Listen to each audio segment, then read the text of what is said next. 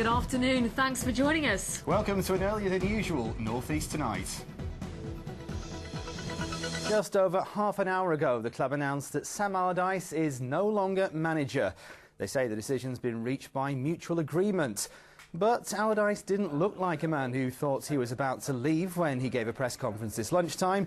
I was there. He spoke about Saturday's match with Manchester United, as well as various transfer rumours concerning the club. I suppose that's a fair enough point, isn't it? Well, yes, absolutely. I was at the press conference today, and there was no hint whatsoever that Big Sam, it was going to be his last press conference. And I think everybody in the world of football is surprised at the timing of this, because obviously they played Stoke City in the FA Cup at the weekend. Didn't lose, they had a few scares, but they're still in the FA Cup. 80% of women aren't doing enough exercise to benefit their health. That's certainly not the case here at Team Northumbria. Watch it, Zorro, you have my eye out. What a nice story. Now, we'll have Doug's tips for tomorrow in just a minute, but first here's Pete Graves with a roundup of all today's sports news.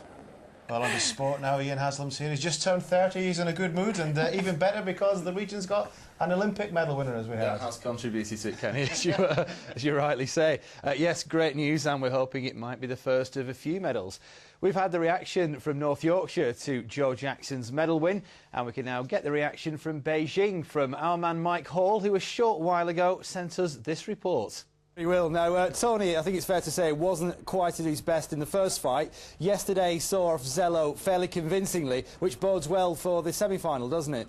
Kenny Egan, our Tony's ready for Kenny Egan. It was said on some reports that the Geordies through. Our Tony's not a Geordie, he's a Mackham. We love the Geordies, but he's a Mackham, simple as that. He's not a Geordie. We're not having the Geordies taking the glory off us on this one. He's a Mackham, our Tone. They're a bred Mackham. Sunlit lad. Just to emphasise, he is a Mackham. Well, that was it. 3 miles.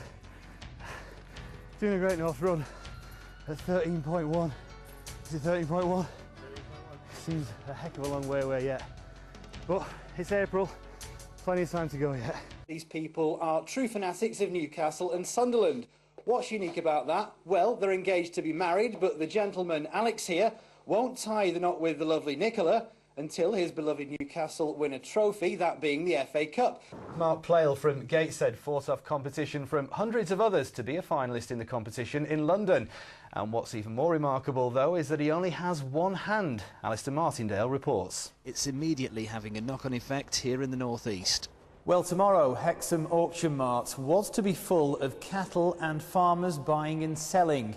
But instead, it's going to look like this, empty for the 6th week this year. That's all academic. Nobody chancing. Only one, Kevin Keegan. Absolutely delighted.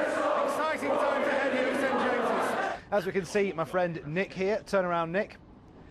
Keegan 7 says it all. Expect to see plenty more of these. And here it is, a flattering and in no way degrading look. People used to say I swam like a fish, so let's just see if I've got a bit of that old magic still in the tank.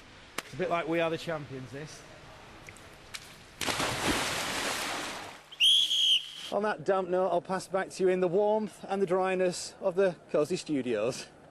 Finally from me, you mentioned it's a very young squad. With that in mind, is it a bit unfair to expect a top 10 finish this season, or with the talent here, is that possible?